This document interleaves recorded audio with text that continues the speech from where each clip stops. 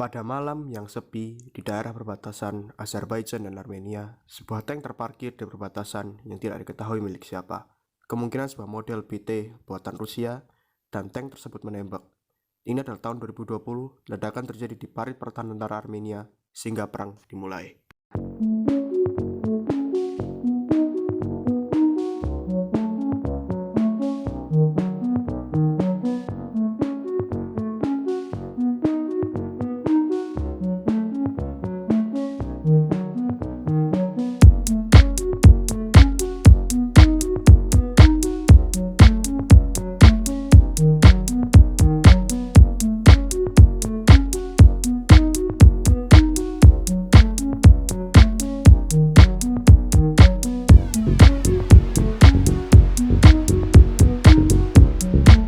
Ini adalah peta Armenia dan Azerbaijan. Perang ini terjadi di daerah bernama Nagorno-Karabakh. Ada beberapa faktor dari perang Nagorno-Karabakh. Yang paling utama adalah populasi dengan mayoritas etnik Armenia dan beberapa alasan lainnya yang ada seperti sumber daya alam serta budaya yang terbentuk di Nagorno-Karabakh sendiri. Akibat dari perbedaan tersebut, masyarakat Armenia yang berada di Nagorno-Karabakh di negara Azerbaijan lebih milih untuk tinggal di negara Armenia. Hal tersebut karena mereka menganggap bahwa Azerbaijan bukanlah negara yang tepat bagi mereka untuk hidup di pada akhirnya, karena perbedaan budaya dan beberapa alasan lainnya. Oh, dan tentu saja ada alasan sumber daya alam, karena di Nagorno-Karabakh ditemukan banyak sekali emas serta sumber daya alam lainnya yang akan sangat berguna bagi negara yang memilikinya. Namun mari kita lihat dari klaim yang lain, yaitu klaim histori dan klaim budayanya. Ini adalah Armenia pada tahun 95 sebelum Masehi. Karena kepintaran dalam perang dan diplomasi, kerajaan tersebut berkembang luas meliputi tidak hanya Armenia, namun juga daerah-daerah seperti Suriah, Turki, dan lain-lain. Mari kita berbicara dari sisi Azerbaijan. Mereka mendirikan kerajaan bernama Khan Karabakh, berdiri pada tahun 1748, dengan ibu kota mereka bernama Susa. Nenek moyang mereka berasal dari bangsa Turkik, yang dihinggap di daerah berwarna biru, tua, ataupun muda, terserah. Pokoknya dari daerah tersebut, dan mereka memiliki budaya Turki. Kita membahas tentang sejarah dari kekacauan ini.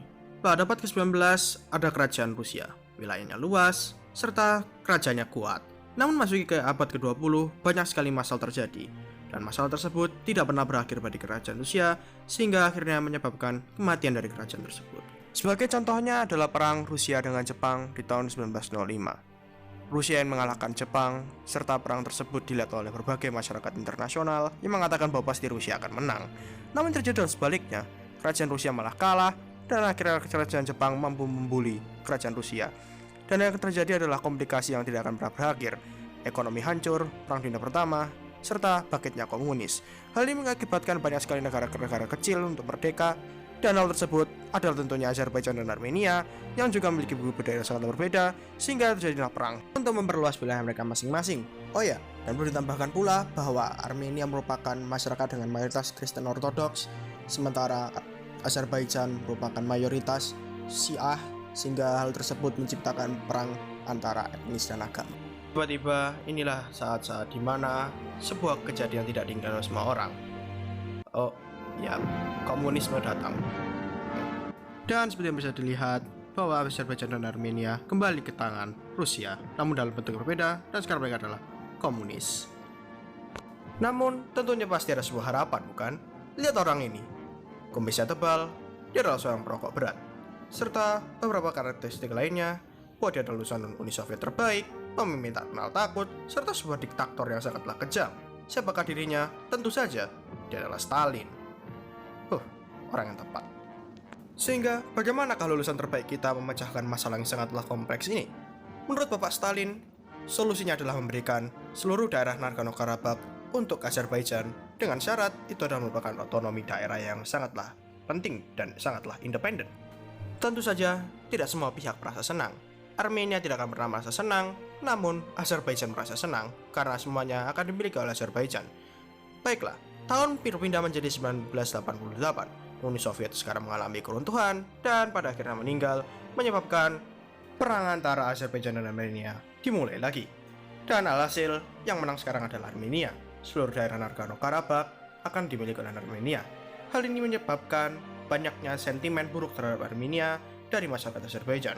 Mereka menyerukan untuk menghancurkan Armenia kembali serta mengembalikan daerah yang terhilang. Itulah mengapa pada tahun-tahun berikutnya militer mereka telah dikembangkan, mengembangkan aliansi dengan Turki atas beberapa alasan. Pertama, karena memang mereka memiliki agama yang sama, yaitu Islam. Kedua, karena hubungan ekonomi mereka yang sangatlah ketat, sehingga akan merugikan Turki apabila Azerbaijan kalah dalam perang-perang selanjutnya. Karena tentu saja apabila ekonomi Azerbaijan hancur, secara tidak langsung akan mempengaruhi ekonomi dari Turki. Yang terakhir adalah karena Turki juga ingin menghalangi perkembangan dari Rusia di dalam daerah Kaukasus. Armenia juga mengembangkan aliansi mereka sendiri dengan Rusia atas beberapa alasan. Yang pertama adalah karena mereka memiliki hubungan agama yang sama, yaitu Kristen Ortodoks.